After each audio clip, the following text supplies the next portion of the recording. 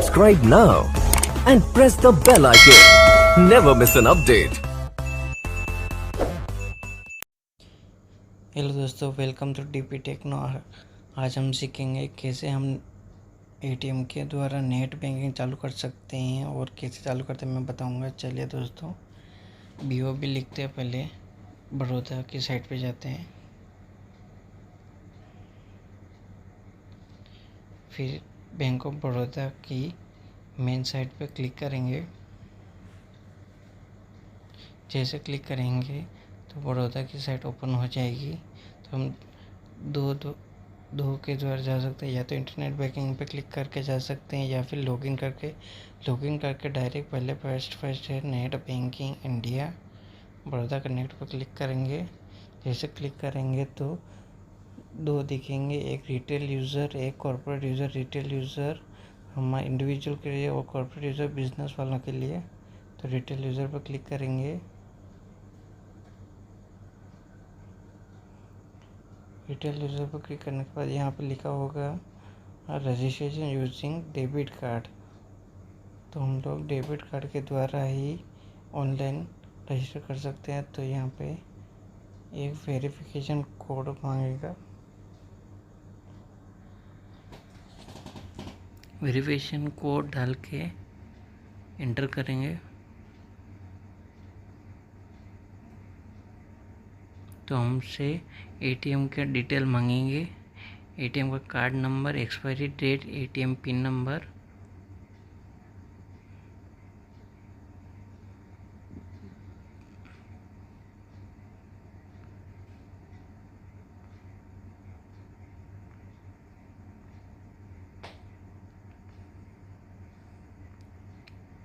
मेरा तो already registered है, इसलिए शायद से होगा नहीं इसका आगे का प्रोसेस। तो मैं आपको गाइड कर दूंगा सिर्फ।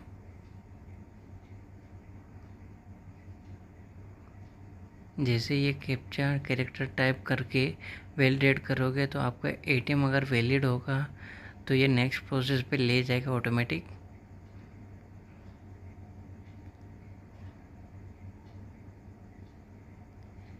मेरा ऑलरेडी है इसलिए दिखा the user is already created for customer.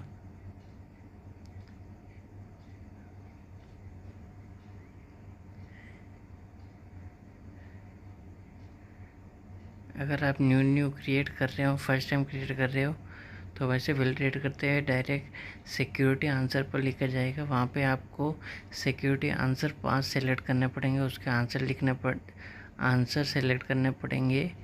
And उसके बाद आपको एक यूज़र आईडी क्रिएट करनी होगी और पासवर्ड जनरेट करना होगा।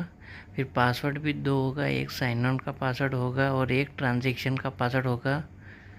तो वो आप क्रिएट करते ही आपकी नेट बैंकिंग चालू हो जाएगी और यूज़र आईडी आप खुद से उधर ही वैलिडेट करते ही आपको यूज़र आईडी जनरेट करने को बोलेंगे। तो ऐसे आप अपना इंटरनेट बैंकिंग रजिस्टर कर सकते हो ऑनलाइन बैंक ऑफ बड़ौदा में।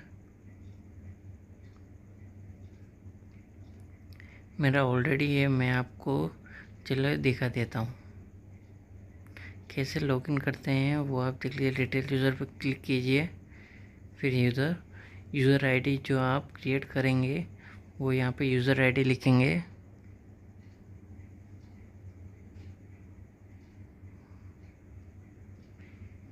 इसमें दो आईडी रहते, दो पासवर्ड रहता है।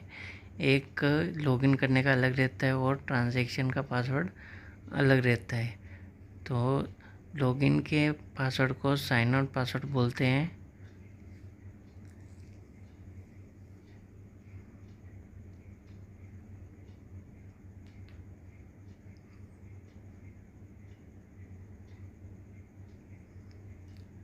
साइन आउट पासवर्ड डाल के कैप्चा कोड डाल के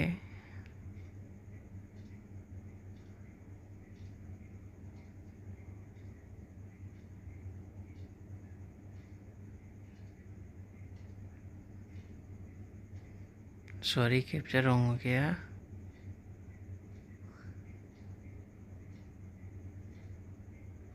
इसमें एक बात याद रखिए कि अब पासवर्ड ज़्यादा से ज़्यादा 5 बार से ज़्यादा एक्सपायर हुआ तो फिर ये अकाउंट ऑटोमेटिक लॉक कर देता है। इधर हो या ट्रांजैक्शन पासवर्ड हो, दोनों में आप 3-4 बार रॉन्ग किया तो ऑटोमेटिक अकाउंट को लॉक कर देगा। फिर आपको अनलॉक करना पड़ेगा, फिर ही आप आगे की स्टेप कर सकते हो। फिर या कोई भी आपको ट्रांसफ़र करना है तो कर सकते हो। देखिए मेरा अब लॉगिन हो चुका है। लॉगिन करने के बाद मैं अब कोई भी पेमेंट कर सकता हूँ, मैं कोई भी ट्रांजेक्शन कर सकता हूँ।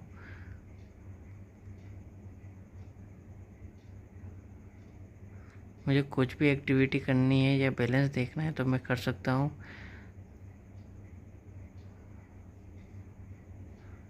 यहाँ से हम लोग का कुछ अपडेट भी कर सकते हैं, अपना जो पर्सनल है वो अपडेट कर सकते हैं।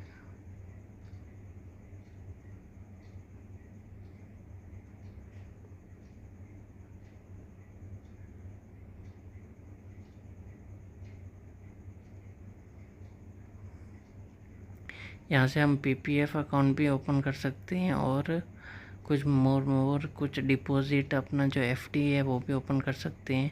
एफडी को कैंसिल भी कर सकते हैं, फिर अपने ट्रांसफ़र पेमेंट भी कर सकते हैं।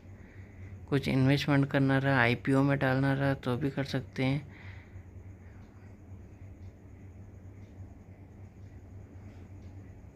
बस दोस्तों यही है। ऐसे आप रजिस्टर और लॉगिन कर सकते हो और ट्रांसफ़र कर सकते हो।